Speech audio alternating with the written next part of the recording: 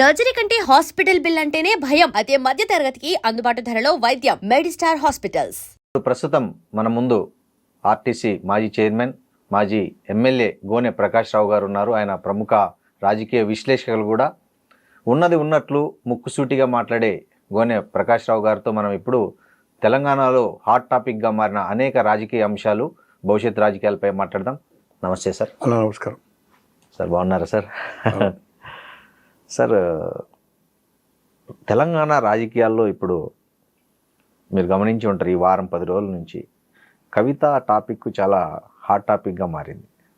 అసలు ఏంటి సార్, అంటే కవిత కేసీఆర్ మధ్య ఈ గొడవలు, కేసీఆర్ కుటుంబానిలో వచ్చిన ఈ జరుగుతున్న పరిణామాలను మీరు ఎలా చూస్తారు సార్? ఒకటి రాజకీయ ఆదిత్యపూర్, రెండోది ఆర్థిక అంశాలు. కవిత కంటే ఫైనాన్షియల్లీ సౌండ్ హరీష్. ఓకే. కవిత కంటే ఫైనాన్షియల్లీ సౌండ్ వాళ్ళ అన్న కేటీఆర్, ఈయన మేనబావ. తర్వాత వాళ్ళ పిన్ని కొడుకు సంతోష్ అన్నగారు ఫైనాన్షియల్లీ సౌండ్. ఈ ముగ్గురి కంటే కూడా నా కంట్రిబ్యూషన్ ఎక్కువ ఉంటుందని ఆమె ఎక్కువ ఊహించుకుంటుంది. 20 సంవత్సరాలు నేను త్యాగం చేసిన 2006లో వచ్చింది అమెరికా బై ఎలక్షన్ ఆఫ్ మొదటి బై ఎలక్షన్. 2008లో రెండోసారి చేశారు. 4 లోక్సభ, 5లో నరేంద్ర చేయలేదు. 26 మందిలో 16 మంది చేశారు. ఒకటి ఖైరతాబాద్ బై ఎలక్షన్ వచ్చింది 17 అనుకోండి. సో ఆ ఎన్నికల్లో కేటీఆర్ అండ్ కవిత ఎంటర్ అయ్యారు. అప్పటి వరకు వీళ్ళు ఉద్యమంలో ఎక్కడ లేరు. కేసీఆర్ కూడా ఎప్పుడూ ప్రతి బహిరంగ సభల్లో 2004 ఎన్నికల సందర్భంలో కానీ, ఆయన కేంద్రంలో మంత్రి అయి ఇక్కడ 6 మంత్రివర్గంలో చేరినప్పుడు కానీ వాళ్ళంతా అమెరికనే. సో ఆ 5 సంవత్సరాలు నేను మియా బీబీ, నా కొడుకు బిడ్డ అమెరికాలో ఉన్నారు. తెలంగాణ వస్తే దళితుడు ముఖ్యమంత్రి, మొదటి ముఖ్యమంత్రి దళితుడు. నేను వాచ్ డాగ్, కాపల కుక్క ఉంటా అని చెప్పాడు. మేము మియా బీబీ పావుషేర్ బియ్యం చాలు, మాకేమీ ఆశలు లేవు. వాళ్ళు అమెరికాలో బ్రహ్మాండంగా ఉన్నారు.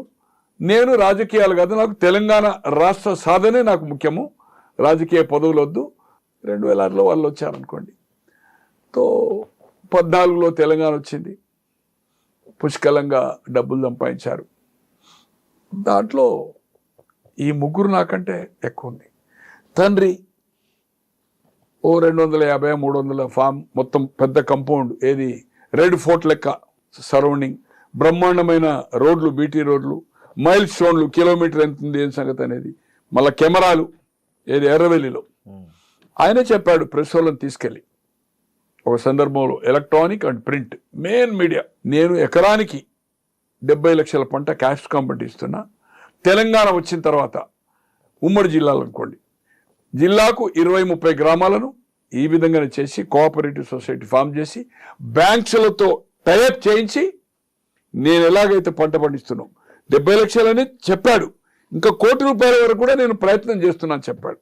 అటువంటిది ఏం క్యాప్సికం పండించిండు, ఎన్ని ట్యాక్సీలు కట్టిండు అనేది ముందుస్తాను, వరి వేస్తున్నాడు. సో దాంట్లో కూడా ఆమె వాటా కావాలనే పద్ధతిలో ఉంది. ఎక్కడ కేటీఆర్ కొడుకు మనమడు హిమవంశ్ ఆయన కూడా కోట్లాది రూపాయలు ఎడ్యుకేషన్ ఇన్స్టిట్యూషన్స్కు దానాలు చేస్తున్నాడు.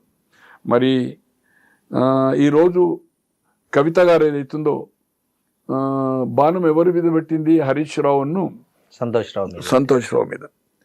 ఇద్దరు సత్యహరిశ్చంద్రులు. నేను నైజాం కంటే మేము ఎక్కువ ఆస్తులు ఉన్న వాళ్ళము, ధనవంతులము, నైజామే మా దగ్గర పనిచేసిండు అనుకుంటుందో అమ్మారి. మరి ఎక్కడి నుంచి ఈ ఫామ్ హౌజులు కానీ, ఇన్ని కార్లు కానీ, ఇన్ని వేల కోట్ల రూపాయలు ఏదైతుందో నీతి నిజాయితీతోటి అయితేనే పార్టీకి జమ చేసిండ్రు. అయ్యాల భారతదేశంలో ఏ పార్టీకి ఫ్లైట్ లేదు, ఒక ఫ్లైట్. ఏ రాజకీయ పార్టీ ఏదైతుందో ఇంత ఒక ఎమ్మెల్యేకు 10 కోట్లు మొన్నటి ఎన్నికల్లో 10, 15, 20 వరకు ఇచ్చారు. ఇంత ఖర్చు పెట్టిన సంఘటన కూడా మనం చూడలే. దేశమంతా టీఆర్ఎస్ పోయి బీఆర్ఎస్ పెట్టి దేశమంతా విస్తరించి రాబోయే రోజుల్లో దేశ్కి నేత కేసీఆర్ ప్రధాని, రైతు రాజ్యం వస్తుంది, అబ్కా సర్కార్ కిసాన్ సర్కార్ అని చెప్పి ఇవన్నీ చేసి మరి ఎక్కడి నుంచి వచ్చినాయి డబ్బులు వాళ్ళిద్దరి మీద ఈరోజు సంపాదించారు. మా నాయన, నేను, కేటీఆర్ సత్యహరిచంద్రుడు ఒక వార్నింగ్ ఇస్తున్నది. అంటే వార్నింగ్ అంటే హెచ్చరిక చేస్తుంది. హెచ్చరిక అంటే రిక్వెస్ట్గా జాగ్రత్త రామన్న డాడీకి జాగ్రత్త, మీకు ఏదైతుందో పొంచి ఉన్నది ప్రమాదం అని చెప్పి. మరి ఏం పొంచి ఉందో ఏం సంగతి, ఎవరితో పొంచి ఉందండి? హరీష్ రావు సంతోష్. నేను అనుకోను కదా, అంటే సంతోష్కు రాజకీయంగా శక్తి లేదు. ఆయన గోళీలు వేసినందుకే ఏదైతుందో దేశమంతా తిరుగుతా ఈ విస్తరించిన నేషనల్ పార్టీ కనుక నాకు టైంకు మందులు ఇచ్చినందుకు రాజ్యసభ చేసినాను ఓపెన్గా చెప్పాడు. అవును. నేను అనుకుంటున్నా 96-97 నుంచి ట్రాన్స్పోర్ట్ మినిస్టర్ అయ్యేప్పటి నుంచి నేను హరీష్ పేరెంట్ ఉన్నా. మెట్టుగూడలో నేను కూడా ఆర్టీ చైర్మన్ అని అదే ఇంట్లో ఉన్నాను, ట్రాన్స్పోర్ట్ మినిస్టర్గా ఆయన ఇంటున్నాడు. తో అప్పటి నుంచి ఆయనే 24 గంటలు సేవ చేస్తున్నాడు. వీళ్ళు చదువు సంస్కారంలో ఉన్నారు. తర్వాత అమెరికా పోయింది అనుకోండి. పార్టీ నిర్మాణంలో మొదటి దశ నుంచి రూపాయి మామ పేరు చెప్పి ఏ పూట కాపూట ఇబ్బంది ఉన్నప్పుడు డబ్బులు తీసుకొచ్చి ఏదైతుందో పార్టీ నడిపినవాడు. ఆమె అన్న ప్రకారం ఏదైతుందో నాకు తెలిసినంత వరకు, నాకు వాళ్ళ వైఫ్ ఏదైతుందో ఆయన పాలమ్ముకున్నాడు హాస్టల్లో అని నేను అనుకోను కదా. అంటే గండిపేటలో మా మేనకోడలు వాళ్ళది కూడా ఈ గిరావులు అన్నాయి, ఆవులు గిట్ట. ఈమె కూడా నేను అనుకుంటున్నా ఒక జస్ట్ 150 లీటర్లు చిన్న డైరీ పెట్టేది. దాంట్లో గిరావులు కూడా ఉండే. గిరావులు అంటే దేశీ. నేను వాళ్ళ దగ్గర కూడా వాళ్ళ హరీష్ మామగారు నాకు మంచి మిత్రుడు హనుమంతరావు గారు అని స్టేట్ బ్యాంక్ ఎంప్లాయీగా ఉండే, రిటైర్ అయ్యాడు. డైలీ కలుస్తూ ఉంటాం మేము. నాకు ఆల్మోస్ట్ 67 నుంచి మిత్రుడు అతను. బ్యాంక్లో అప్పుడు ఆయన డిగ్రీ ఫైనల్ అనుకుంటా, నేను పీయూసీలో ఉంటే కరీంనగర్లో. మంచిర్యాలలో పనిచేశాడు, కరీంనగర్లో పనిచేశాడు. ఇప్పుడు హైదరాబాద్లో కూడా రెగ్యులర్ కలుస్తాం. ఎక్కడ కలుస్తాం అనేది సందర్భం అవసరం ఎక్కడ. నేను కూడా ఒక 10 kg 2 సార్లు నెయ్యి నా మిత్రునికి అమెరికా పంపించడానికి కోసము 3500 కిలో నెయ్యి 40 లీటర్స్ తోడేస్తే ఆ పెరుగుతోటి ఏదైతుందో 1 లీటర్ గిర్రే నెయ్యి వస్తుంది. వాళ్ళు 110, 120కి అవుతుందో బ్రాండ్గా లిమిటెడ్. అంటే వాళ్ళకు కొందరేమో తీసుకెళ్లే వాళ్ళు, కొందరికేమో వీళ్ళు ఇచ్చేవాళ్ళు ట్రాన్స్పోర్ట్ ఏదో సంథింగ్. తో మరి హాస్టళ్లకు పెట్టేంత పెద్ద డైరీ పెట్టలే. దాంట్లో వాటి పేడ వస్తుంది కదా, పెండ అది తీసుకొని మా కోడలు వాళ్ళ అక్కడ ఫామ్ ఉంది, ఒక 10 ఎకరాలు. దానికోసం అక్కడ పొలం ఉంది. వాళ్ళది మేము పర్చేజ్ చేసి ట్యాంకులో ఏదైతుందో పెండేసి నీళ్ళేసి దాంట్లో వేసి ఏదైతుందో వచ్చి పైపు ఈ పొలానికి పెట్టేవాళ్ళం. మరి పాలమ్మినట్టుగానైతే నేను పాలమ్మారు, డైరీ పెట్టారు, డైరీ తీసేశారు, చిన్నగా పెట్టారు. ఆమె పిల్లలు పెద్దోళ్ళు అయ్యారు, ఒక కొడుకో బిడ్డ హరీష్ రావు. తో ఆటోమేటిక్గా ఆమెకు ఒక యాక్టివిటీకి పెట్టుకుంది అనుకుంటా. నేను అనుకోను కదా, అంటే హాస్టళ్లకు సప్లై చేసేంత డైరీ అయితే పెట్టలే. రైట్, ఆయన డైరీ పెట్టిండు, పాలమ్మిండు. నువ్వేం చేసినావు? నాయి బ్రాహ్మణులు ఏదైతుందో నడిపేది సెలూన్ షాపులు నడిపినావు కదా, జెంట్స్ మెల్లి. దాంట్లో ఎవరెవరు పొత్తున్నారు, వాళ్ళకి ఏమి సున్నం పెట్టినావు అనేది మాకు తెలుసు. మరి అవి పోయి ఈరోజు ఏదైతుందో దాదాపు ఒక 400 కోట్ల రూపాయల భవనము ఎక్కడి నుంచి వచ్చింది నీకు? ఏం వ్యాపారాలు చేసినావు? ఒక ఫార్మా కంపెనీ పెట్టినావు మెదక్లో. ఎందుకు పెట్టినావు? ఆన్సలరీ ఐటీ కోసం. అన్నీ అల్లిబిల్లి కంపెనీలే. దాంట్లో అల్లిబిల్లి కంపెనీలో ఈరోజు ఏదైతే ఆరోపణలు చేస్తున్నారో, అంటే రేవంత్ రెడ్డి గారు కవిత నువ్వు బ్యాక్ చేస్తున్నాడు. అదే మొన్న ఒకటి బయటపడింది కదా సార్, ఇద్దరు కలిసి ఒకటి 2010లో కంపెనీ స్టార్ట్ చేశారు. సుజన్ రెడ్డి కూడా దాంట్లో వన్ ఆఫ్ ద పార్ట్నర్ అని. సుజన్ రెడ్డి అని జయపాల్ రెడ్డి గారు, వీరి మామ పద్మారెడ్డి గారు, తర్వాత సుజన్ రెడ్డి ఫాదర్, ముగ్గురు అన్నదమ్ములు జయపాల్ రెడ్డి గారు. సుజన్ రెడ్డి ఏదైతుందో మొన్నటి వరకు టిఆర్ఎస్తో కలిసి, ఈవెన్ ఇంక్లూడింగ్ ఆఫ్ అతన్ని ఎందుకు ట్రాప్ కాలేదు, ఎందుకు అది చేయలేదు, ఈవెన్ ఢిల్లీ లిక్కర్ వ్యాపారంలో కూడా సుజన్ రెడ్డి ఉన్నాడు. అనూస్ వాళ్ళ ఒక సన్ ఉన్నాడు కదా, వాళ్ళ సిస్టర్ని ఏదైతుందో, ఆ కుర్రోని సిస్టర్ని ఏదైతుందో రాజశేఖర రెడ్డి ఒక తమ్ముని కొడుకు చేసుకున్నాడు మ్యారేజ్. అతను కూడా జైల్లో ఉన్నాడు. అతని పేరు మర్చిపోయాను. వాళ్ళ తల్లిది తోటపల్లి. వాళ్ళ 4 అక్క చెల్లెళ్ళు. అనూస్ అనేది అవుతుందో బ్యూటీషియన్ పెట్టారు కదా, బిగ్, అందరికంటే పెద్ద ఆమె కొడుకు ఏదైతుందో జైలు ఉన్నాడు. వీళ్ళంతా లిక్కర్లో ఇన్వాల్వ్ అయిన వాళ్ళు. ఈరోజు ఎవరన్నా లిక్కర్లో ఇన్వాల్వ్ అవుతుందండి? తండ్రి మన కుటుంబ సభ్యులకు ఎవరికి తెలియకుండా ఈరోజు జైలుకు పోయొచ్చినావు. నువ్వు ఏదైతుందో శుద్ధపూస లెక్క వాళ్ళంతా అవినీతి పరులు, నువ్వు నీతి పరులు అయితే చెప్తున్నావు. It is unfortunate. ఏ సార్ కవిత ఉద్దేశం ఏంటి? సొంత పార్టీ పెట్టే ఉద్దేశం ఉందా? ఒకవేళ నిజంగానే కవిత సొంత పార్టీ పెడితే తెలంగాణలో ఆ పార్టీ ఎలా ఉంటుంది, దాని ప్రభావం ఎట్లా ఉంటుంది? ఇప్పుడున్న పరిస్థితుల్లో అయితే ఆమె పార్టీ ఖచ్చితంగా పెడుతుంది. ఓకే, ఖచ్చితంగా పెడుతుంది, దాంట్లో ఏమాత్రం అనుమానం లేదు. కానీ పార్టీ పెట్టడం నడపడం అనేది చాలా ఖర్చుతో కూడుకున్నది. ఉన్నది ఆమెకేమున్నది? ఇప్పుడు జాగృతి ఎక్కడి నుంచి నడుపుతున్నది? జాగృతి వేరు, బెదిరించండి. పార్టీ వేరు. తెలంగాణ ఉద్యమంలో సినిమా వాళ్ళని ఏం చేసిందో మనకు తెలుసు. ఇలా మేఘా అని అంటుంది. మేఘా నువ్వు దగ్గర ఎన్ని డబ్బులు ఇచ్చిండో జనాలకు తెలియదా? ఈరోజు ఇంత లావిష్ ఏమి బిజినెస్ లేకుండా నువ్వు ఎక్కడ ఏం పని చేసినావు? అమెరికాలో ఎన్ని డబ్బులతో వచ్చినావు ఇక్కడికి? తర్వాత నీ భర్త ఎక్కడ పనిచేసిండు? ఒక లిక్కర్ స్టోర్లో పనిచేసిండు. శ్రవణ్ అనే లిక్కర్, నా ఫ్రెండ్, లిక్కర్ స్టోర్లో పనిచేసిండు. 8 గంటల 10 గంటలు 40 గంటలు క్యాష్ మిషన్, $8 $5 కలిసి పనిచేసాడు. ఏం ఆస్తులు ఏమి డబ్బులు తీసుకొని వచ్చింది అక్కడ? ఏం కంపెనీలు పెట్టింది ఇక్కడ వచ్చి? ఈరోజు నీ పెళ్లికే ఇబ్బంది అయిందని చెప్తున్నావు. మరి ఇన్ని ఎక్కడి నుంచి వచ్చినాయి? మీ నాయనకు కానీ మీ బ్రదర్స్ కానీ ఎక్కడి నుంచి వచ్చినాయి? బిజినెస్ ఇక్కడ ఈరోజు కేటీఆర్ సాఫ్ట్వేర్ కంపెనీలో రిజైన్ చేసిండు, రాజకీయాలు వచ్చిండు. మన ఇదేంది సర్వీస్ అపార్ట్మెంట్స్ నడిపిండు కదా. ఇన్ని వేల కోట్ల ఆస్తున్నోళ్ళు సర్వీస్ అపార్ట్మెంట్స్ ఎట్లా నడిపోయిన మీరు? అంటే ఇదే ఒక బిల్డింగ్ తీసుకొని ఒక 5-6 బెడ్రూమ్లు తీసుకొని అక్కడనే కిచెన్ పెట్టి సర్వీస్ అపార్ట్మెంట్ ఇదే 3 రోజులు 4 రోజులకి అవుతుందో ఈ సాఫ్ట్వేర్ కంపెనీ వచ్చిన వాళ్ళకి అవుతుందో they will pick up the car and అక్కడనే వాళ్ళకి ఫుడ్ బ్రేక్ఫాస్ట్ అది చేసి ప్యాకేజ్ రూమ్స్ అవుతుంది. నెంబర్ ఆఫ్ కొన్ని వేలు ఉన్నాయి. తను కూడా నడిపాడు కదా. సో ఏది ఏమైనా ఈరోజు ఎంత అవినీతి జరిగిందనేది మనం కళ్ళారా చూస్తున్నాం. గొర్రెల స్కామ్ కానీ, ఈ స్కామ్ కానీ, మీ తండ్రి గతంలో ఉన్నప్పుడు కానీ సహారా కానీ ఈఎస్ఐ కానీ ఏం బెనిఫిట్ చేసినది సిబిఐ వైండప్ చేసింది అనుకోండి. ఎందుకంటే మీరు 14 నుంచి 22 వరకు అన్ని కాంట్రవర్సీ ఇష్యూలో యూ సపోర్టెడ్ బీజేపీ. నోట్ల రద్దు కానీ, తలాక్ కానీ, ప్రెసిడెంట్ ఆఫ్ ఇండియా కానీ, వైస్ ప్రెసిడెంట్ కానీ, చైర్మన్ ఆఫ్ కానీ, ఈవెన్ అగ్రికల్చర్ బిల్లు కూడా కాంట్రవర్సీ బిల్లు కూడా మీరంతా ఇక్కడ రస్తా రోకో చేసి మంత్రిగా మీ అన్న కేటీఆర్ కానీ ఇక్కడ గుద్దు ఇది మున్సిపల్ ఎలక్షన్ నడుతుంది, GHMC election 4 years Lal Bahadur స్టేడియంలో పెట్టి చూడండి గుద్దురు గుత్త ఒక 10 లక్షల మీటింగ్ పెడతా బీజేపీ సంగతి చూసుకుంటా అన్నాడు. అటువంటిది పోయి మళ్ళీ ఇమ్మీడియట్ విత్-ఇన్ 3 days పోయి అగ్రికల్చర్ బిల్కి సపోర్ట్ చేసింది. ఏది ఏమైనా కవిత గారు ఏదైతుందో నీతి పర్రాలు కాదు. ఈరోజు ఏదైతుందో 24 గంటలు వాళ్ళు కన్న కొడుకు కంటే పనివాని కంటే ఎక్కువ కూడా ఇద్దరు సంతోష్ కానీ నాకు వాళ్ళని సపోర్ట్ చేయవలసిన అవసరం లేదు, వీళ్ళని ఏదో వ్యతిరేకించవలసిన అవసరం లేదు, నాకు ఎవరితో సంబంధం లేదు. అందరితోటి నమస్తే నమస్తే, అందరితోటి మిత్రత్వం, అందరితోటి నాకు శత్రుత్వం. వాస్తవం మాట్లాడడంలో ఎక్కడికి వెనుకంజి వేసేది లేదు. ఖచ్చితంగా వాళ్ళు సేవ చేశారు. సేవ ప్రకారమే ఎమ్మెల్యే కాకముందు మంత్రి పదవి ఇచ్చింది కదా 2004. రాజశేఖర రెడ్డి తర్వాతనే ఆయన రాజీనామా చేసింది. లోకసభ కేంద్ర మంత్రి అయిన తర్వాత అసెంబ్లీ సీట్ ఇచ్చింది కదా. మీకు ఇంతవరకు ఎందుకు ఇవ్వలేదు సీటు?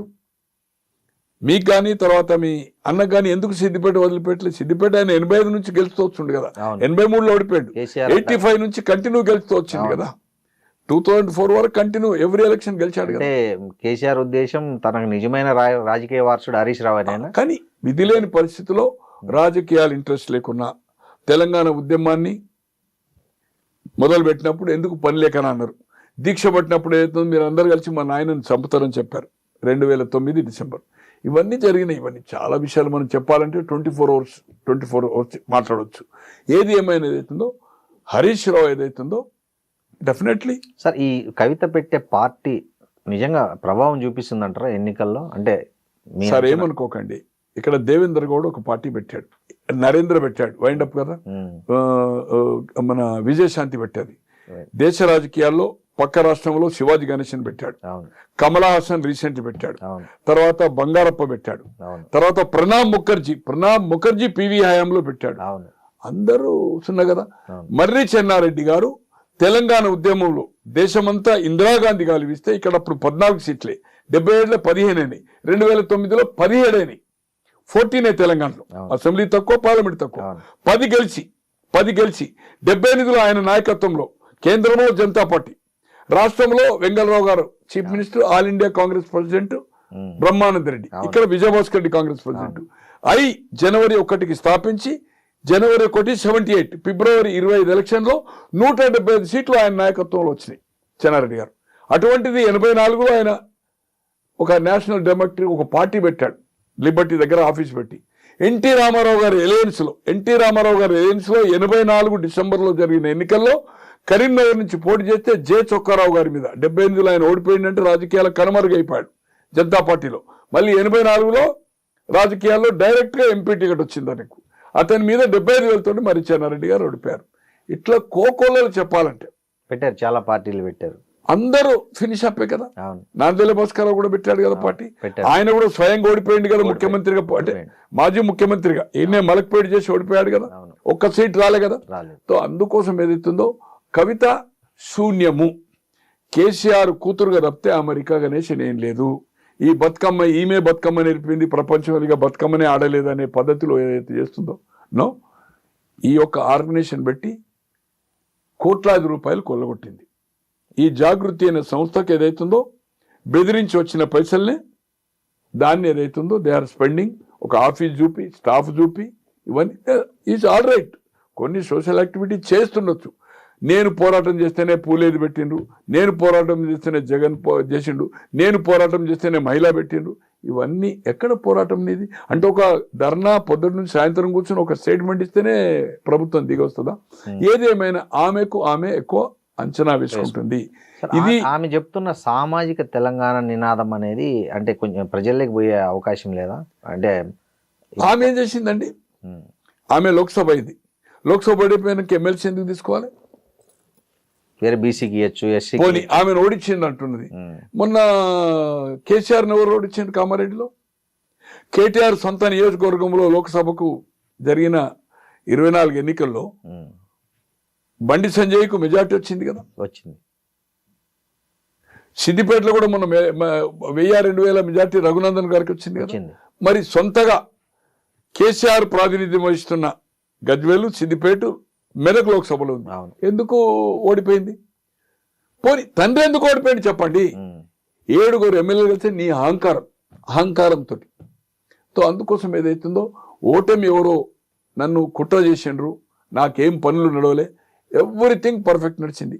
పోనీ నీవున్న ఈరోజు నా నాయన నీతివంతుడు, ప్రాజెక్టులో తిన్నది సంతోషును, ఏది కాళేశ్వరంలో ఈయనంటుంది, రెండోసారి మంత్రి అయ్యలేదంటుంది. నా తండ్రికి ఏం సంబంధం లేదు అవినీతిలో సంబంధం అంతా only as a irrigation minister. కానీ ఎందుకు చెప్పాలి, ఎందుకు కమ్అవుట్ కాలే?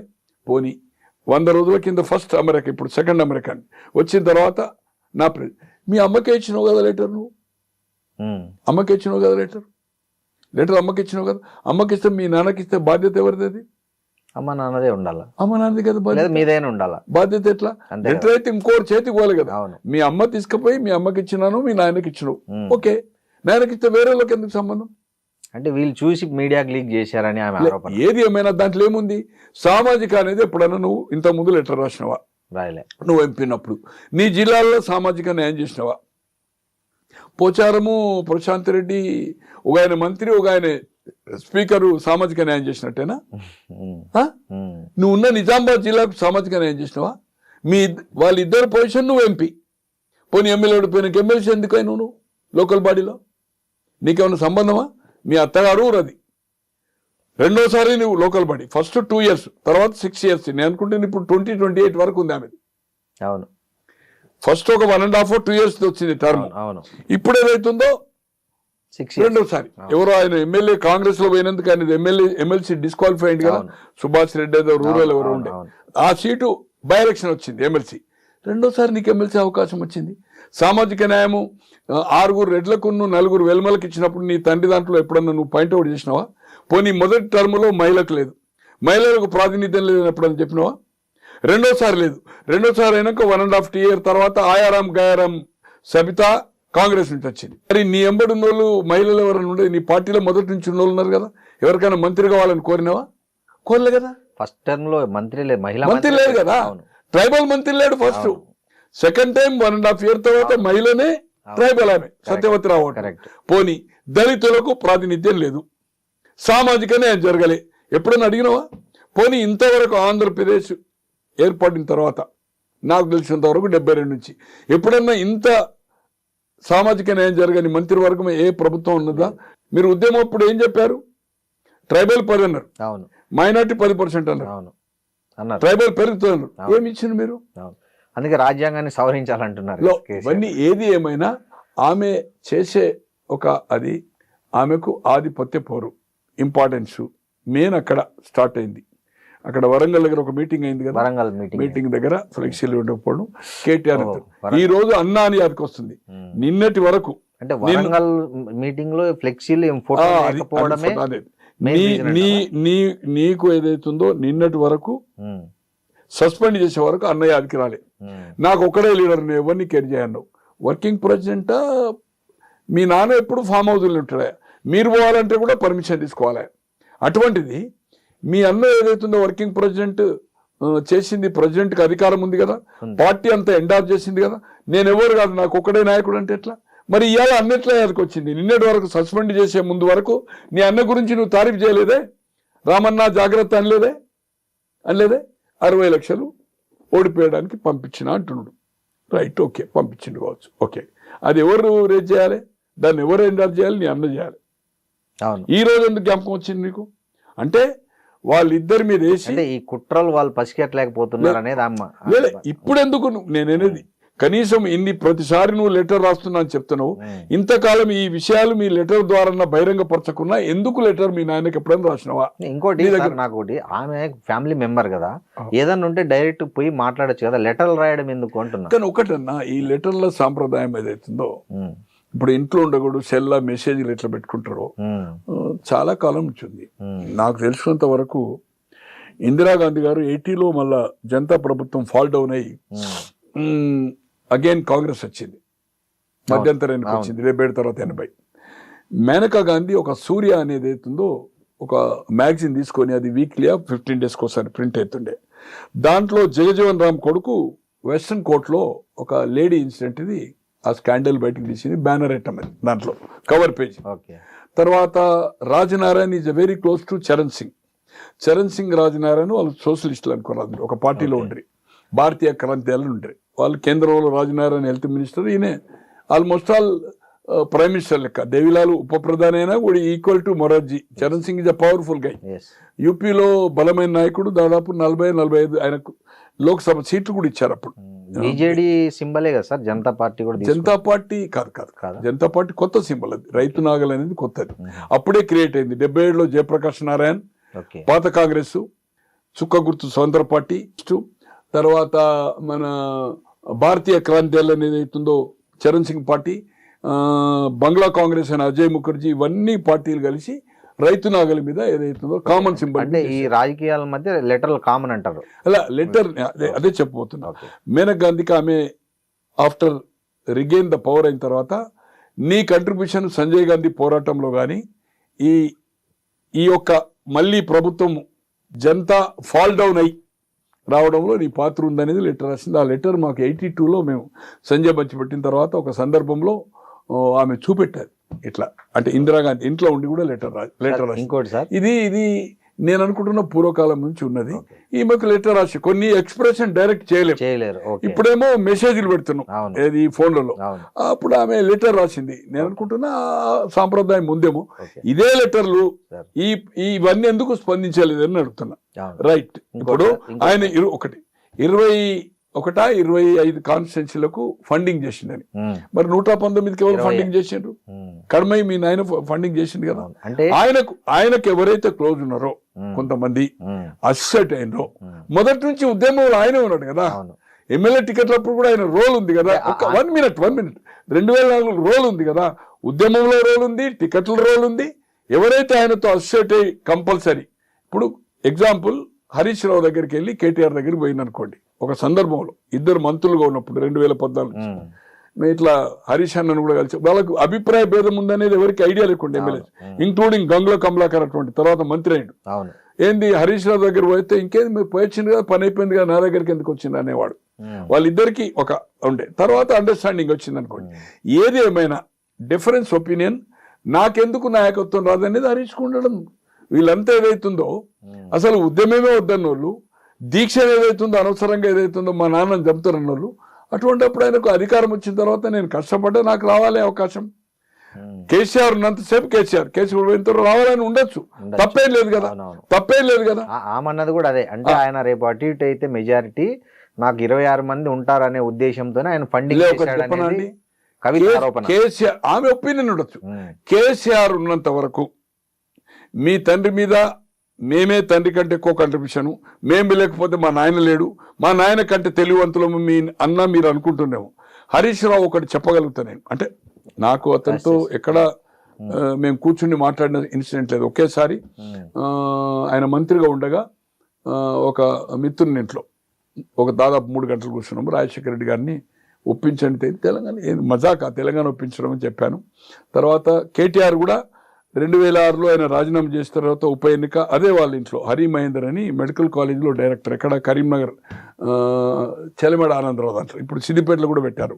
వాళ్ళకి చాలా దగ్గర, వాళ్ళు యూఎస్లో ఉండొచ్చారు, నాకు రిలేటివ్స్. కేటీఆర్ని మేము కూడా బై ఎలక్షన్స్ కంటే ముందు 3 hours కూర్చున్నాం.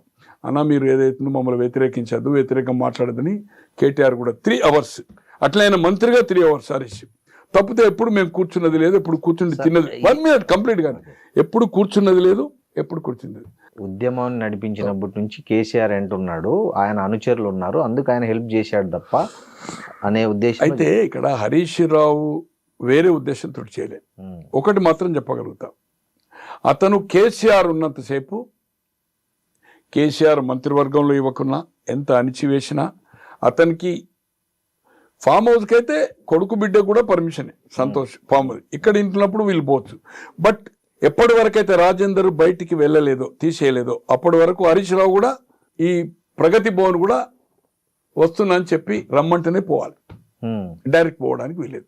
ఎప్పుడైతే రాజేందర్ను బయటకు పంపించిన తర్వాత అప్పుడు ఓపెన్ అప్ అయింది. తను నేను అనుకుంటా కేసీఆర్ ఉన్నంతసేపు ఎప్పుడు ఆయన ఏది చెప్పినా ఆయన మాట జవదాటాడు. ఎందుకంటే ఆయన పెట్టిన రాజకీయ భిక్ష నాకు ఎమ్మెల్యే కాకముందు నెంబర్ ఆఫ్ టైమ్స్ ఓపెన్గా చెప్పాడు, మంత్రి పదవి ఇచ్చాడు, తర్వాత ఎమ్మెల్యే అయినా ఆయన సీట్ ఇచ్చాడు, నన్ను కన్న కొడుకు లెక్క చూసుకున్నాడు. అతనికి వెన్నుపోటు అనే క్వశ్చన్ లేదు. కేటీఆర్ కూడా కొంత సందర్భంలో ఆయన చెప్పిన తర్వాత ఐఎమ్ అగ్రీ అని చెప్పాడు. కేటీఆర్ కూడా రేపు రాబోయే రోజుల్లో ముఖ్యమంత్రి అవుతాడా, కాడా, లేకపోతే ఉద్యమం నడుతాడా, కలిసి తీసుకుపోయినంతసేపే అతని చిన్న చూపు, అతని గురించి ఎల్ ట్రీట్మెంట్ చేసినప్పుడు ఏమైనా డిఫరెన్స్ ఒపీనియన్ రావచ్చు, కానీ లేకపోతే కేటీఆర్ నాయకత్వాన్ని నిర్బంధంగా ఓపెన్గా ఖచ్చితంగా ఎండార్ చేసిండు. తండ్రి కేసీఆర్ చేసిండు కనుక నేను కూడా అతన్ని జవదాటనని చెప్తున్నాడు. అతను కలిపి తీసుకుపోయినప్పుడు డిఫర్ అవుతాడు. ఇప్పుడు తండ్రి అన్న తమ్ములు, తండ్రి కొడుకులు, తండ్రి బిడ్డలు, దేశంలో తండ్రిని కొడుకు నరుకుతాడు, కొడుకుని తండ్రి నరుకుతున్నాడు. ఇప్పుడు చూస్తున్నాం మనం, ఔరంగజేబు చూసినాం కదా ఎటువంటిది, తండ్రిని జైలు వేసి రాజు తీసుకెళ్ళి. ఇవాళ మన కుటుంబ సభ్యులైన నెహ్రూ కుటుంబ సభ్యులు డిఫరెన్స్ ఒపీనియన్ వచ్చింది వాళ్ళ శిష్యులతో. అలాగే ఏదైతుందో Arun Nehru de facto prime minister Rajiv Nehru, Bofors ఇష్యూలో ఆయన వీపీ సింగ్ తోటి ఆయన బయటకు వచ్చింది కదా. ఇట్లా నెంబర్ ఆఫ్ ఇష్యూస్ ఉన్నాయి. తో అన్నదమ్ములు, తండ్రి కొడుకులు డిఫరెంట్ పార్టీలో, భార్యాభర్తలు డిఫరెంట్ పార్టీలో ఉన్నారు. ఇది సహజమే, ఇది దేవతల కాలం నుంచి వస్తుంది, దీంట్లో తప్పేం కాదు. నేను అనుకుంటున్నా హరీష్ రావు గారు ఏదైతుందో వెన్నుపోటు పడతాడు, జాగ్రత్త, మీ ఇద్దరు ఏదైతుందో అనుకున్నది తప్పు. సంతోష్కి ఆ కెపాసిటీ లేదు, ఫీల్డ్ లేదు ఆయనకు. ఈ విల్ బి ఓన్లీ అతని టేక్ కేర్ చేసింది తప్పితే అతను పొలిటికల్ పర్సన్ కాదు, ఒక వార్డు మెంబర్ కూడా ఎన్నికేంత కెపాసిటీ ఉన్నోడు కాదు అతను. సరే, ఒకటి హరీష్ రావు మీతో అప్పుడు 3 hours మీటింగ్ అయ్యి రాజశేఖర రెడ్డిని ఒప్పించమని అడిగారు, తెలంగాణకు అనుకూలంగా మంత్రి హోదాలో ఉన్నప్పుడు అన్నారు కదా. అదే దాన్ని కవిత మొన్న ప్రెస్ మీట్ లో మాట అన్నారు, హరీష్ రావు పార్టీని తీసుకెళ్లి రాజశేఖర రెడ్డి కాంగ్రెస్ లో కలిపేద్దామని కూడా కుట్ర చేశాడు అని. నేను చెప్పనా అండి? చెప్పండి. అది మొన్న చెప్పాడు. అతను యాక్చువల్ గా బై ఎలక్షన్ లో 8 సీట్లే గెలిచాయి, 16 రాజీనామా చేశారు. ఖైరతాబాద్ 17 పోటీ చేస్తే 4 లోక్సభ. రవీంద్రనాయక్ ఓడిపోయి దయాకర్రావు గెలిచాడు, అక్కడ మత్స్వన్ రెడ్డి ఓడిపోయి ఇంద్రకాంత్ రెడ్డి గెలిచాడు. పోటాపోటీగా కేసీఆర్ రెండోసారి 15,000 తోటి, మొదటిసారి లక్ష్మణ్ రెడ్డి ఏది 2006లో 2008లో. తర్వాత ఇంకొక సీటు ఎవరిది, వినోద్ హన్మకొండ, అప్పుడు అది జనరలే ఉండే, ఇద్దరు గెలిచారు. గెలిచిన తర్వాత ఇతను ఫ్లోర్ లీడర్ అడిగాడు పోయి, ఎవరు? హరీష్ రావు. ఓకే. పోతే లేదు నేను ఇవ్వను అని చెప్పాడు. అదే నందిని కొడుపుడు బసవ తారకం దగ్గర ఉండే కదా, ఇమ్మీడియట్ ఏదైతుందో అడిగి వచ్చినాక కొంచెం ఇద్దరి మధ్యలో కొంచెం ఆర్గ్యుమెంట్ నడిచింది. ఏది అప్పటి వరకు విజయరామారావు ఉండే 26 మందికి మంత్రివర్గం అయిన తర్వాత 26 అంటే 10 డిఫర్ అయినా 16కు అది లీడర్. ఏది మన టిఆర్ఎస్ లెజిస్లేటివ్ పార్టీకి లీడర్. అడిగితే నో అన్నాడు. నో అన్నాక ఆయనకు ఒక పని ఏదో ఆయన కాన్స్టిట్యున్సీలో ఇంపార్టెంట్ ఉంటుంది, సమ్ కాలేజ్ హాస్పిటల్ డాక్టర్స్ ఏదో, ఇమ్మీడియట్ సెక్రటరీ వచ్చాడు. రవిచంద్రన్ ఇప్పుడు మీకు చెప్పారు కదా, అతను అక్కడ ఉన్నాడు. అనుకోకుంటే బూకేలు రోజు ఇస్తారు కదా, ఓ బూకే చేతికి ఇచ్చాడు. బై ఎలక్షన్ లో ఆయన ఎన్నికయ్యాడు. రిజైన్ చేసిన తర్వాత ఎన్నికయ్యాడు. ఎన్నికైన తర్వాత ఏదైతుందో లీడర్ అడిగాడు. ఇప్పుడు 2008లో, 2006లో కాదు, 2008లో 6లో కేసీఆర్ ఒక్కడే చేసిండు. 2008లో 16 మంది ఎమ్మెల్యేలు 4 లోక్సభ చేశారు. అప్పుడు 2010లో చేశారు మళ్ళీ 10 మంది ఎమ్మెల్యేలు, ఏది టీడీపీతో అలయన్స్ అయిన తర్వాత. ఆ పరిస్థితుల్లో ఏదైతుందో ఆ బూకే రవిచంద్ర గారు ఆయన చేతికి ఇచ్చాడు. ఇస్తే పోయేది ఏదైతుందో అది ఫోటోగ్రాఫ్ అయిపోయింది, అది పత్రికల్లో వచ్చేది. అంటే ఒకడు ఉప ఎన్నికలో గెలిచిన అతను ముఖ్యమంత్రికి తీసుకుపోయి బూకే ఎందుకు ఇస్తాడని, ఇది 100% కరెక్ట్. దీంట్లో ఏమాత్రం అబద్ధం లేదు. మీరు కావాలంటే రవిచంద్ర గారితో ఇంటర్వ్యూ తీసుకోండి అబౌట్ దిస్. ఆయన ఇంటర్వ్యూ చేయాలనుకోండి. కాన్స్టిట్యున్సీ పని మీద వచ్చాడు. ఆయనే మాజీ మంత్రిగా ఉండి కూడా నెంబర్ ఆఫ్ టైమ్స్ ముఖ్యమంత్రి గారిని, రామచంద్రరావు గారిని నెంబర్ ఆఫ్ టైమ్స్, నేను అనుకుంటే 3-4 డజన్ టైంలో కలిసాడు. నేను అప్పుడు కలిసాడు, 2 సార్లు కనిపించాడు సెక్రటరియట్ లో. ఆయనే సార్ ముఖ్యమంత్రి అనేవాడు కాంగ్రెస్ పార్టీ కాదు, అందరికీ ఎనీబడి కెన్. ఇప్పుడు ఆ సంస్కృతి వచ్చింది, టిఆర్ఎస్ వచ్చిన తర్వాత. టిఆర్ఎస్ రాకముందు ఆ సంస్కృతి లేదు. ఎమ్మెల్యేస్ 3 to 4 అంటే anybody can come direct MLAs, నియోజకవర్గం పని. ఆ రోజు ఆ ఇమ్మీడియట్ కేసీఆర్ ఇంటి నుంచి సెక్రటరియట్ వచ్చాడు. ఈ బూకే రవిచంద్ర గారు ఇచ్చాడు తప్పితే అతను ఏదైతుందో కాదు. ఎప్పుడు కానీ is a loyal to the, నాకు తెలిసినంత వరకు ఆయన క్యారెక్టర్ మామకు లాయల్. కేటీఆర్కా కవితకా వాళ్ళ అత్తమ్మకా సంబంధం లేదు, వాళ్ళ కుటుంబ సంబంధం. బట్ కేసీఆర్ ఉన్నంత వరకు ఏదైతుందో కేసీఆర్ ఏ మాట చెప్తే ఆ మాట జవదాటడు. రామునికి లక్ష్మణుడు అన్నట్టుగా ఏదైతుందో ఖచ్చితంగా నెంబర్ ఆఫ్ టైమ్స్ ఎన్నిసార్లు చెప్పాలి, అతను ఎన్నిసార్లు చెప్పాలి. డబ్బులు డెఫినెట్గా సంపాదించుకున్నాడు. వీళ్ళందరినీ కొంటాడు సంతోష్, కవితను, హరీష్ రావును. కేటీఆర్ ఏం తక్కువేం కాదు. ఈరోజు ఓపెన్ గా నా ఫోన్ లో బంధించున్నాయి వీళ్ళ ఫామ్ హౌజులు. ఇలా హిమవంశిది 100 acres అజీజ్ నగర్ లో 100 acres ఫామ్, 1 కోటి చొప్పున 6 కోట్లు పోతుంది. ఎస్వి ప్రసాద్ అని చీఫ్ సెక్రటరీ ఉండగా వాళ్ళ బంధువులు. దాని పక్కకే మన ఈయనది ఉంది, ఎవరిది, మన 60 ఎకరాలు సంతోష్. ఈ రోజు సంతోష్, నేను అక్కడ పోయాను, ఒక వాచ్మెన్ ఉంటే ఎవరిదంటే ఇది కవితదని చెప్పారు. అట్లే ఇప్పుడు బొమ్మరాజ్పేట లియోన పక్కకు 21 acres 2018 అది ట్యాంపరింగ్ రికార్డు కొన్నాడు. అక్కడ ఉండే వాచ్మెన్ ఇది కవిత అని చెప్పాడు. కవిత భర్తతో ఒక సందర్భంలో నేను కూర్చున్నాను ఆ ల్యాండ్ ఇష్యూలో. కూర్చుంటే ఇది మాది కాదు అని అక్కడ ఉన్నోడు చెప్పాడు. ఈ అజీజ్ నగర్ ఇది మాది కాదు, ఇప్పుడే మీకు చూపెడతాను నేను మెసేజ్ కూడా, అది ఓపెన్ కాకపోతే.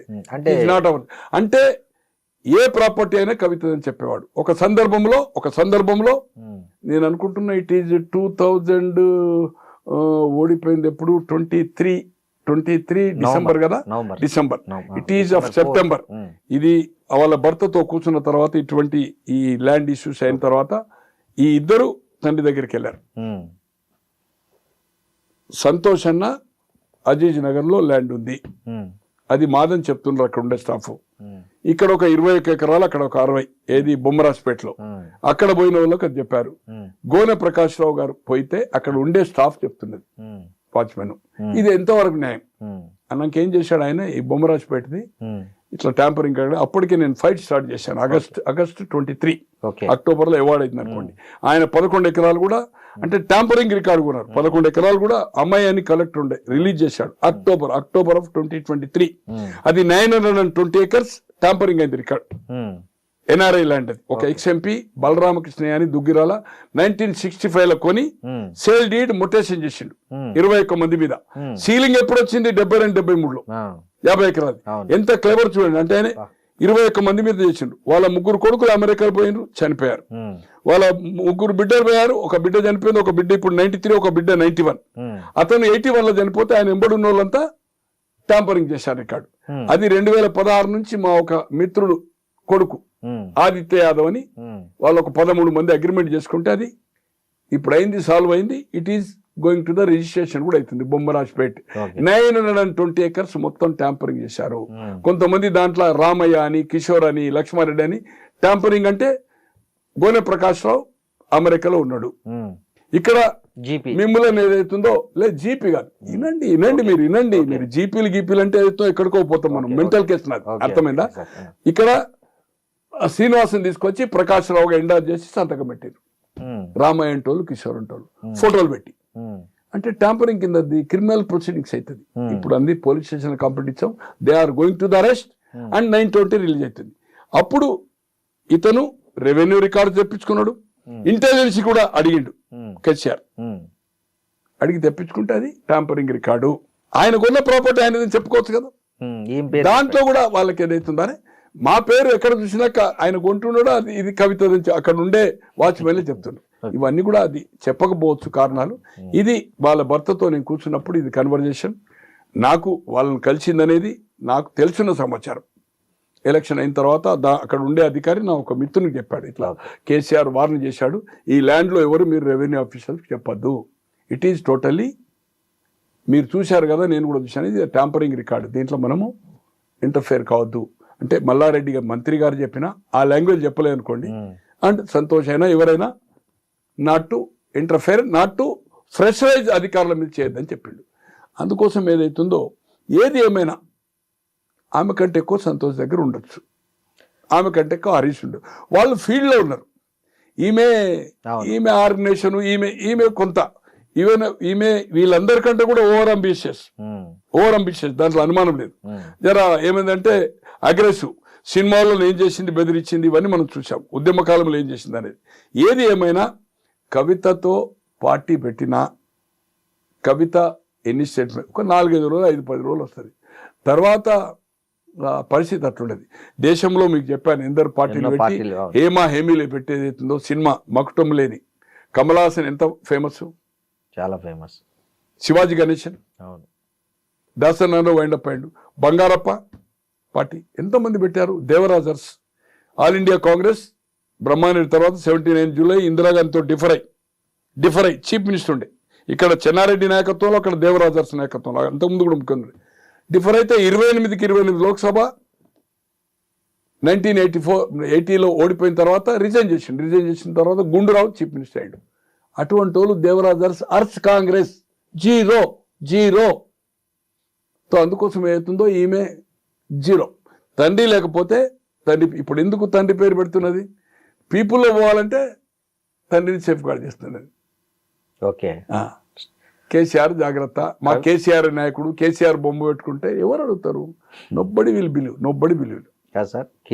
కవిత వెనక రేవంత్ రెడ్డి ఉన్నాడనేది బీఆర్ఎస్ నేతల నుంచి వస్తున్న ప్రధాన ఆరోపణ. ఇది ఎంతవరకు నిజమంటారు? అంటే రేవంత్ రెడ్డికి కవితను అడ్డం పెట్టుకునే అవసరం లేదు.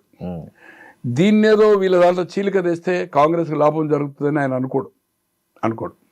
ఆయన ఉద్దేశంలో టీఆర్ఎస్ అనేది పార్టీ ఖతము. రేపు రాబోయే రోజుల్లో బీజేపీ అండ్ కాంగ్రెస్కి అనేది ఆయన అసెస్మెంట్ ఉంటుంది. తో వీళ్ళు అనడంలో ఏదైతుందో మీరు అన్నట్టుగా 2010లో ఒక ఫర్మ్లో అల్లిబిల్లి కంపెనీలో ఒక 30 పెట్టారు. ఒకటే ఇల్లు అడ్రస్ 28-30 పెట్టారు. ఆ 30లో ఇదొక కంపెనీ. దాంట్లో 3 డైరెక్టర్లు. ఆ 3 ఏదైతుందో సిగ్నేటరీస్. అప్పుడు అతను ఎమ్మెల్సీకి ఎన్నికాడు. అంతకుముందు టీఆర్ఎస్ ఉన్నాడు. అతను సుజన్ అంటే ఒక ప్రేమ, వాళ్ళ చిన్నమామ కొడుకు, ఇద్దరికి క్లోజ్నెస్. బాగా సంతకం పెట్టమంటే పెట్టిండు. కొన్ని రోజుల తర్వాత 6 నెలల సంవత్సరం తర్వాత అప్పుడు ఆయన 2009లో మళ్ళీ ఎమ్మెల్యే అయ్యాడు. ఇది జరిగింది ఎమ్మెల్యే అయిన తర్వాత. 2007 ఎమ్మెల్సీ అయ్యాడు. ఎమ్మెల్సీ కంటే ముందు దాంట్లోకి లెఫ్ట్. ఏది ఏమైనా కవితతో ఏమి ఎఫెక్ట్ బీఆర్ఎస్కు ఉండదు. ఈరోజు ప్రమాదం పొంచి ఉంది ఈ రాష్ట్రంలో. బీజేపీ లోక్సభలో 8 సీట్లు వచ్చినాయి. ఓటింగ్ పర్సంటేజ్ పెరిగింది. రేపు దీని మీద కాన్సన్ట్రేషన్ బీజేపీ చేయబోతున్నది. ఎందుకంటే కేసీఆర్ ఉన్నప్పుడు కూడా దేశ రాజకీయాల్లో అక్కడ స్టాలిన్కి ఇచ్చాడు, కుమారస్వామికి ఇచ్చాడు, జార్ఖండ్లో ఇచ్చాడు, అఖిలేష్కి ఇచ్చే ప్రయత్నం చేశాడు, దేశమంతా అడ్వర్టైజ్మెంట్లు ఇచ్చాడు, నేషనల్ పార్టీ అన్నాడు. తో ఇక్కడ ఈరోజు పొటెన్షియల్ స్టేట్ ఫైనాన్షియల్గా ఫార్మా కంపెనీ గిట్ట దీన్ని కైవసం చేసుకోవాలని బీజేపీ స్ట్రాంగ్గా ఉంది. రేపు ఆల్టర్నేటివ్ ఏదైతుందో బీజేపీ స్ట్రాంగ్ కావడానికి ప్రయత్నం చేస్తుంది కనుక బీఆర్ఎస్ అనేది ఏదైతుందో ఆయన దృష్టిలో రేవంత్ రెడ్డి గారి దృష్టిలో కౌంట్ చేయడం లేదు. నేను అనుకోను కదా అంటే జనాలు కానీ మీడియా కానీ కొంతమంది నాయకులు ఈమె డ్యామేజ్ చేస్తుందని. జీరో. ఆమె 1-2 సీట్లకు రేపు ఏదైతుందో ఆమె సర్వే కోసము ఈరోజు ఆమె స్వార్థం కోసం లోక్సభ ఎట్లా తీసుకున్నదో, ఓడిపోయిన తర్వాత ఎమ్మెల్సీ 2 సార్లు, ఒకసారి 2 ఏళ్ల టర్మ్, ఇప్పుడు 6 ఏళ్ల టర్మ్ ఎలా తీసుకుందో స్వార్థ ప్రయోజనాల కోసం రేపు మీ అందరినీ బలి చేస్తుంది. నేను జాగృతి కార్యకర్తలు కానీ దాంట్లో చేరే నాయకులు కానీ చేతులు జోడించి చెప్తున్నా, నాకేమీ అభ్యంతరం లేదు, ఆమె మీద నాకేమీ మిత్రుత్వం లేదు, శత్రుత్వం లేదు. కానీ ఆమె మాట్లాడే మాటలు ఏదైతుందో స్వార్థ ప్రయోజనాలకు, ఆమెకు రాజకీయ ఆకాంక్ష కోసమే దీంట్లో వచ్చింది. తండ్రికి సాయం చేయడానికి వస్తే ఆమె ఎంపీ ఎందుకు చేసింది? చేయొచ్చు కదా. నెహ్రూ క్యాబినెట్లో ఇందిరాగాంధీ మన మంత్రి లేదు కదా, ఇందిరాగాంధీ క్యాబినెట్లో రాజీవ్ గాంధీ గారు లేరు కదా. మన్మోహన్ సింగ్ గారి కాన్స్టిట్యున్సీలో మన ప్రైమ్ మినిస్టర్లో రాహుల్ గాంధీ గారు మంత్రి కాలే కదా. రేపు 3 సార్లు అవకాశం వచ్చిన సోనియా గాంధీ గారు 91, 2004, 2009 ప్రధాని కాలే కదా. రాహుల్ గాంధీ గారికి 2004, 2009 వచ్చిన ప్రధాని కాలే కదా. కమాన్, నువ్వు తండ్రి సహాయానికి వచ్చినాను, తండ్రి కోసం అది చేసినాను, నువ్వు ఎంపీ ఎందుకు తీసుకున్నావు? అంతకుముందు ఆమె హుజూర్ నగర్ 2009లో టికెట్ అడిగింది. ఆమెను కన్విన్స్ చేసి ఇద్దరైతే బాగుండదని ఈయనను సిరిసిల్ల పంపి ఈమెను కామెంట్ చేశారు. 2014లో లోక్సభ అడిగింది. ఆమె నిజంగానే చిత్తశుద్ధి ఉంటే రాజకీయ పార్టీ పెట్టద్దు, స్వచ్ఛంద సంస్థగానే జాగృతిగానే. ఈరోజు ఏమన్నది జైలుకేళ్ళు వచ్చినాక, నేను దేశమంతా తిరుగుతా, జాగృతిని ఎంటైర్ కంట్రీ భారతీయ జాగృతి అని ఏమైనా దాన్ని కూడా ఆల్ ఇండియా ఎట్లయితే బీఆర్ఎస్ చేసిందో, కమాన్ దేశమంతా తిరుగు, స్వచ్ఛంద సంస్థ లెక్క పనిచేయి, ప్రజల కోసం పోరాడు, సామాజిక న్యాయం చేయి, సామాజిక న్యాయం కోసం మహిళా బిల్లు కోసం చేయి. తో ఇంత ఆకాంక్ష ఉన్నది, మరి ప్రజలు గమనించాలి. నేను ప్రజల కోసం, ప్రజా సమస్యల కోసం, పోరాటం కోసమే నా తండ్రికి సాయం చేయడానికి వచ్చిన, నేను ఏదైతుందో స్వచ్ఛంద సంస్థ లెక్క ఏదైతుందో, సన్యాసులు లెక్క ఏదైతుందో, సర్వోదయ నాయకులు లెక్క ఉంటా అనేది ఇదంతా ఉనకదంపుడు ఉపన్యాసం. సార్, కాళేశ్వరంలో అవినీతి జరిగిందని కాంగ్రెస్ పార్టీ మొదటి నుంచి ఆరోపిస్తుంది. ప్రతిపక్షంలో దానికి సంబంధించి చాలా రచ్చ చేసింది. స్వయంగా రాహుల్ గాంధీ ఎన్నికల ప్రచారం అప్పుడు వచ్చి దాన్ని ఏటీఎం మార్క్ వేసి కాళేశ్వరం మీద పెద్ద ఇది చేశారు, ఎగ్జిబిషన్ కూడా చేశారు దాని మీద. తీరా ఇప్పుడు అధికారంలోకి వచ్చింది, దాని మీద ప్రూఫ్స్ ఉన్నాయని రేవంత్ రెడ్డి మొదటి నుంచి చెప్తూ వచ్చాడు. తర్వాత ఘోష్ కమిటీ రిపోర్ట్ ఇచ్చింది. ఇన్ని ఉండగా ఆ కేసును రీసెంట్గా సిబిఐకి అప్పగించడంని ఎలా చూడాలి మనం? ఈరోజు ఇది ఒకటే కాదు, ఈ రేస్ కార్ ఏదైతుందో క్లారిటీ ఉంది. సుప్రీంకోర్టు కూడా అతనికి ముందస్తు ఏది నాట్ టు అరెస్ట్ అనే దాంట్లో సహకరించాల. గొర్రెల స్కామ్, టెలిఫోన్ ట్యాపింగ్, ఈ 3 కూడా ఇంకా కేసులున్నాయి. మరి దేంట్లో చివరి దశకు వచ్చినాయి, గొర్రెలది క్లారిటీ వచ్చింది. ఈ కార్ రేస్ ఏదైతుందో క్లారిటీగా ఓరల్ ఇన్స్ట్రక్షన్ మీదనే డబ్బులు పోయినాయి, ఆ డబ్బులు అక్కడనే ఉన్నాయి, ఇక్కడ రాలే. అటువంటిది అరెస్ట్ చేసే అవకాశం ఉన్నా ఎందుకు చేయడం లేదు? ఇంత కమిటీ రిపోర్ట్ ఇచ్చి దీన్ని పెద్ద హైలైట్ చేసి ఆ ప్రాజెక్టు దగ్గరికి ఎన్నికల సందర్భంలో రాహుల్ గాంధీ పోయి ప్రధానమంత్రి కూడా ఏటీఎం అని చెప్పి మరి ఎందుకు చేయలేదు? ఇది అయితే కాంగ్రెస్కు లాభించే పని కాదు. ఫోన్ ట్యాపింగు ఎక్కడున్నా సప్త సముద్రాల బయట ఉన్నా కూడా గుంజుకొచ్చి వేసేస్తాం ప్రభాకరం అని చెప్పింది. ఏది అక్కడ ఎవరైతే ఇప్పుడు సిట్ వేశారో అది ఇదే డిఎస్పి, ఇక్కడ ఏసీపీ అంటారు. అవును, ఐపీఎస్ కన్ఫామ్ కూడా కాదు, కన్ఫామ్ అయితే డీసీపీ అంటారు, డిప్టీ కమిషనర్ పోలీస్ అంటారు. ఏసీపీ ఒక ఎస్ఐ. నేను కూడా పోయాను, నేను పోయినాడే ప్రభాకర్ రెగ్యులర్ అవుతున్ననుకోండి, ప్రభాకర్ గారు నేను కూడా, నాది కూడా ఫోన్ ట్యాపింగ్ అయింది. ఈరోజు ఫోన్ ట్యాపింగ్ను అంత క్లారిటీ కనపడతా ఉంటే ఎక్కడ మనం యాక్షన్ తీసుకున్నట్టు కనపడతలేదు. DGP, home secretary and DIG వీళ్ళు ఉంటుంది, దాన్ని డిస్ట్రాయ్ కూడా చేయొచ్చు. పొలిటికల్ ట్యాపింగ్ అనేది, ఫోన్ ట్యాపింగ్ అనేది తప్పు. రామకృష్ణ హెగ్డే గారు 2వసారి చీఫ్ మినిస్టర్ అండి, 83 మళ్ళీ 85లో మళ్ళీ ఎన్నికలకు పోయి అఖండ మెజార్టీ వచ్చిన తర్వాత అతను దేవగౌడ అండ్ బొమ్మాయి వీళ్ళందరినీ ఫోన్ ట్యాపింగ్ చేసినప్పుడు అది ఎస్టాబ్లిష్ చేశాడు సుబ్రహ్మణ్య స్వామి. సీఎం స్టెప్ డౌన్ అయిపోయాడు. దేశంలో జరిగింది అది ఒకటే సంఘటన ఇప్పటి వరకు. Okay. And Richard Nixon president of America ఉండి అతను ఎలక్షన్స్ ముందు ఇతను రిపబ్లికన్ డెమోక్రటిక్ వాళ్ళది అవుతుందో వాటర్ గేట్ హోటల్లో వాళ్ళది క్యాంప్ ఉండే. సో అప్పుడు ఈ టేప్ రికార్డర్ పెట్టినప్పుడు ఆ గూఢాచారులు ఏదైతుందో బంధించితే అది ఎంక్వైరీ అయితే బుకాయించిండు. మళ్ళీ ఎన్నికలైంది, గెలిచాడు. జస్ట్ 2 months బిఫోర్ ఎన్నికలైన తర్వాత ఎస్టాబ్లిష్ అయింది ఇతను ఎదుటి సమాచారాన్ని సేకరించిండు. ఈ ఫోన్ ఇది ట్యాపింగ్ ఏది మన ఇది ఏమంటారు టేప్ రికార్డర్స్ పెట్టి వాళ్ళ ఆఫీస్లో అది ఎస్టాబ్లిష్ అయిన తర్వాత 4 సంవత్సరాల పదవి కాలాన్ని 1.5 year 2.5 years ముందే ఎస్టాబ్లిష్ అయినందుకు రిచర్డ్ నిక్సన్ ఈ రిజైన్డ్ అమెరికన్ ప్రెసిడెంట్. అది ఇతర దేశాల్లో నడిచింది ఫోన్ ట్యాపింగ్ అనేది. హెగ్డేది 1988లో. ఖచ్చితంగా ఇది మంచి అవకాశము నీ దగ్గర ఉంటే. లేకపోతే బక్వాస్, నువ్వు కూడా బక్వాస్ మాట్లాడుతున్నావు, నీ దగ్గర ఏం లేదు, సమాచారం లేదు. అది నిజమే అయితే మీ ఐ డ్రీమ్ ద్వారా నేను కేటీఆర్ గారిని డిమాండ్ చేస్తా ఉన్నాను, సమయం వచ్చినప్పుడు, సమయం ఇప్పుడే, కాంగ్రెస్ విల్ టేక్ యాక్షన్. ఖచ్చితంగా మీకు శత్రువే రేవంత్ రెడ్డి గారు కదా, మొదటి శత్రువు కదా, అతనే మీ టార్గెట్ కదా, రోజు దూషణపూర్వం చేస్తుండ్రు కదా, ఆయన మీరు ఇద్దరు దూషణపూర్వం చేసుకుంటారు కదా. కమాన్, ఫినిష్ అయిపోతుంది. అది ఎస్టాబ్లిష్ చేయమని మీ ఐ డ్రీమ్ ద్వారా కేటీఆర్ గారిని చేతులు జోడించి విన్నపం చేస్తా ఉన్నాను. సరే, ఈ పరిణామాలన్నీ బీజేపీకి సానుకూలంగా మారే అవకాశం ఉందా ఇప్పుడు జరుగుతున్నవి? అంటే ఇటు ఒకవైపు టీఆర్ఎస్ బలహీనపడి, ఇంకోవైపు కాంగ్రెస్లో ఈ తరహా రేవంత్ రెడ్డి ఒకటైపు, మిగతా టీం అంతా ఒకటైపు, ఇట్లాంటి పరిస్థితులు ఏమన్నా తెలంగాణలో మళ్ళీ బీజేపీ బలపడడానికి ఏమైనా ఛాన్స్ ఉంది? ఏంటంటే 8 అసెంబ్లీ వస్తే 8 లోక్సభ వచ్చినాయి కదా, అంటే వచ్చే ఎలక్షన్లో 8 లోక్సభ వచ్చినాయి కదా, బలపడ్డట్టే కదా. బలపడ్డది. 1 ఇప్పుడు వాళ్ళ ప్రణాళిక ఏదైతుందో ఇక్కడ పొటెన్షియల్ స్టేట్, ఈరోజు బాంబే కంటే కూడా ఢిల్లీ తీసిపెట్టండి, బాంబే ఫైనాన్షియల్ స్టేట్. మొత్తం ఎంటైర్ 28 రాష్ట్రాల్లో ఫైనాన్షియల్ పొటెన్షియాలిటీ దీని దగ్గరనే ఉంది. కేసీఆర్ ఏ విధంగా డిస్ట్రిబ్యూట్ చేశాడు ఎన్నికల్లో, జాతీయ పార్టీగా విస్తరించడానికి ఎన్ని 100 కోట్లు ఖర్చు పెట్టిండు, ఆఫీసు తర్వాత అడ్వర్టైజ్మెంట్ చూశారు. ఇప్పుడు కూడా ఏఐసిసి వాళ్ళకుండే సమాచారం ప్రకారము దే ఆర్ బాగా తెలంగాణ నుంచి 50% ఫైనాన్షియలీ స్ట్రెంత్ ఏదైతుందో దీనివల్ల వచ్చిందనేది ఉంది. ఈ రాష్ట్రాన్ని కొట్టాలనేది వాళ్ళకుంది. కర్ణాటక అయితే 100% నెగటివ్ డెఫినెట్ వస్తుంది. తమిళనాడు కూడా స్టాలిన్కు వ్యతిరేకత ఉంది. జస్ట్ 4-5 monthsలో ఎలక్షన్ ఉంది. నేను అనుకుంటున్నా బీజేపీ అండ్ అన్నా డిఎంకే 23-18 41 వచ్చాది, 43-44 స్టాలిన్ గవర్నమెంట్ ఫామ్ చేశాడు. ఇప్పుడు 2 అలయన్స్ అయింది. విజయన్ పార్టీ పెట్టాడు.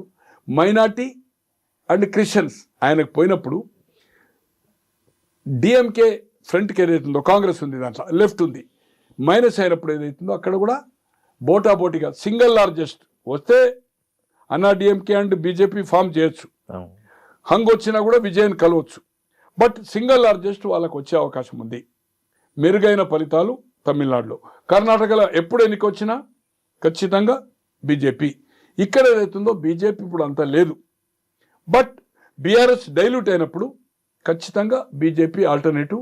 ఇంకోటి, ఇది కంప్లీట్ అయినప్పుడు 55 సంవత్సరాలు కాంగ్రెస్ పరిపాలించింది స్వాతంత్రం వచ్చిన తర్వాత, 10 సంవత్సరాలు బీఆర్ఎస్ అయింది.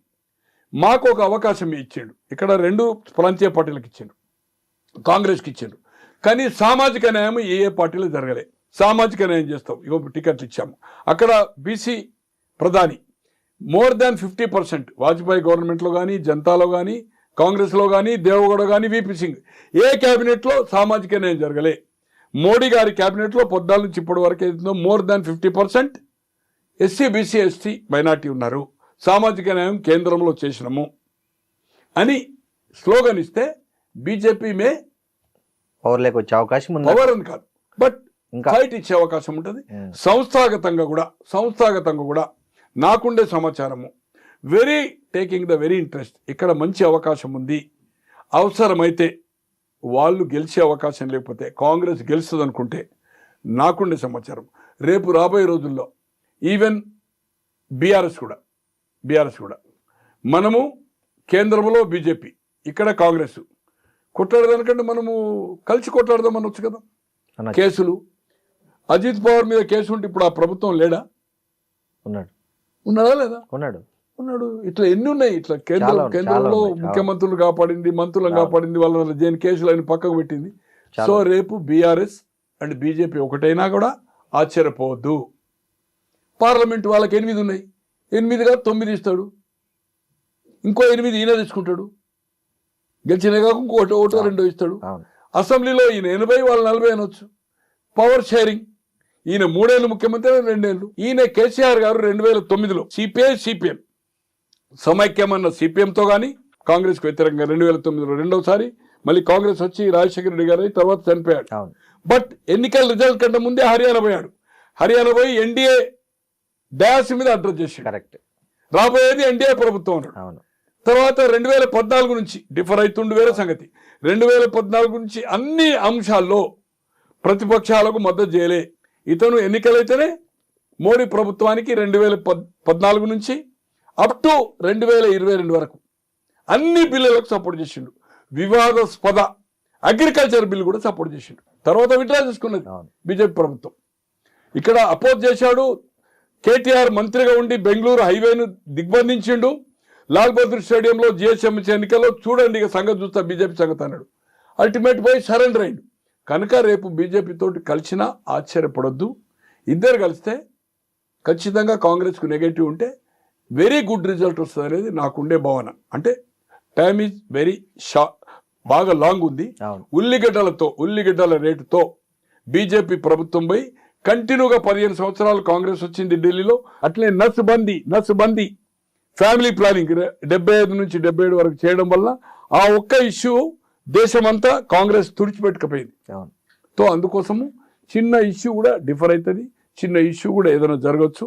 బట్ రాబోయే రోజుల్లో బీజేపీని తక్కువ అంచనా వేయడానికి వీల్లేదు. వాళ్ళు ఓన్ రావడానికి ప్రయత్నం చేస్తారు. సామాజిక న్యాయం జరగలే, మేము వచ్చిన తర్వాత టికెట్లో కానీ మంత్రివర్గంలో కానీ సామాజిక న్యాయం చేస్తాం, ఒక అవకాశం మాకు ఇవ్వండి అని. మేము కేంద్రంలో 15 సంవత్సరాలు, అప్పటి వరకు 15 అయిపోతుంది కదా, సక్సెస్ఫుల్గా నడిపాము. అక్కడ సామాజిక న్యాయం చేసినాము. మేము మా దగ్గర ఏం స్కాండల్ లేవు, మాకు ఒక అవకాశం ఇవ్వమని తెలంగాణలో అప్పీల్ చేయొచ్చు. చేసినప్పుడు ఏదైతుందో రిజల్ట్స్ ఎలా ఉంటుందో తెలియదు. బీజేపీని తక్కువ అంచనా వేయడానికి వీల్లేదనేది నాకుండే ఉద్దేశం. Correct sir. మీరు బీఆర్ఎస్తో కలిసి పోటీ చేసే అవకాశం ఉందన్నారు. ఇవాళే ఒక వార్త చూసాము, మీరు కూడా చూశారు. బీఆర్ఎస్ నుంచి బాగా ప్రజాదరణ ఉన్న లీడర్లను బీజేపీ లాక్కోవాలని ఒక త్వరలో ఒక వ్యూహరచన కూడా ఢిల్లీలో చేయబోతున్నారు, ఇప్పుడు వచ్చింది. అదే నేచురల్ కదా. ఆల్రెడీ ఇప్పుడు బీఆర్ఎస్ వాళ్ళు చేరారు కదా చాలా మంది. అవును, బీఆర్ఎస్ నుంచి ఉన్న వాళ్ళు ఇప్పుడు బీజేపీలో ఉన్న వాళ్ళు చాలా మంది ఉన్నారు కదా, చాలా మంది నాయకులు చేరారు కదా. రేపు వీళ్ళది లుకలుకలు కానీ ఏదైనా ఉండి సఖ్యతగా కేసీఆర్ అదే ఫామ్ హౌస్లో ఉండి కేటీఆర్ హరీష్ రావు సక్రమంగా పోకపోతే ఏదైతుందో, అంటే జోడీగా పోకపోతే తర్వాత, అంటే కవితను విమర్శించేంత పెద్ద నాయకురాలు కాదు ఆమె. విమర్శలకు వీళ్ళు ప్రతి విమర్శ చేయాల్సిన అవసరం లేదు, జవాబు చెప్పవలసిన అవసరం లేదు. పబ్లిక్ వెల్ నోస్ ఎవరెంత సంపాదించారు, గతంలో వాళ్ళ ఆర్థిక పరిస్థితి ఏంది, ఇప్పుడు వాళ్ళ ఏం పరిస్థితిలో ఉన్నారు, ఎవ్రీబడీస్ నోస్. దాన్ని మరీ రోజు స్టేట్మెంట్లు ఇవ్వాల్సిన పని లేదు. ఏది ఏమైనా కవిత ఇస్ బిగ్ జీరో. ఆమె పార్టీ పెట్టకపోతే ఏదైనా ప్రజాహితంగా పోరాటం చేస్తే ఇట్స్ గుడ్, ఇట్స్ నైస్. ఆమె రాజకీయ పార్టీగా మలుచుకోకుండా ప్రజా సమస్యల మీద స్వచ్ఛందంగా ఏది నేను ఆశించను, ప్రజల వైపు నేను ఈ జాగృతి సంస్థ పోరాటం చేస్తుంది. అన్యాయాల కోసం న్యాయం చేయడానికి కోసం, సామాజిక న్యాయం చేయడానికి కోసం, అసమానతలు రూపుమాపడానికి కోసం. ఎవరైనా వీఆర్ గోయింగ్ టు క్రిటిక్, పాలకపక్షమైన ప్రభుత్వ పక్షమైన. పాలకపక్షము సరి అయినంగా చేయక ప్రతిపక్ష పార్టీ ఉండి వాళ్ళు ఏదైతుందో దాన్ని ఎత్తివేయకపోతే మేము ప్రజల పక్షానే ఎత్తి చూపుతామని, ఉద్యమాలు చేస్తామని, గతంలో సాధించుతా అని చెప్తుంది. నేను చేయబట్టే సాధించిన, నేనే పోరాటాలు చేసిన అంటుంది కదా. రాబోయే రోజులు అట్లా గిట్ట చేస్తే హ్యాండ్స్ అప్. రాజకీయ పార్టీగా నిర్మాణం చేస్తే మాత్రం జీరో. ఆమె అన్ని పోటీ చేసినా జీరో. ఆమె ఎలయన్స్ అయితే 1-2 గతంలో పెద్ద నాయకులు తెలుగునాడు పెట్టారు. జానారెడ్డి గారు, కేఈ కృష్ణమూర్తి, వసంతనాగేశ్వరరావు,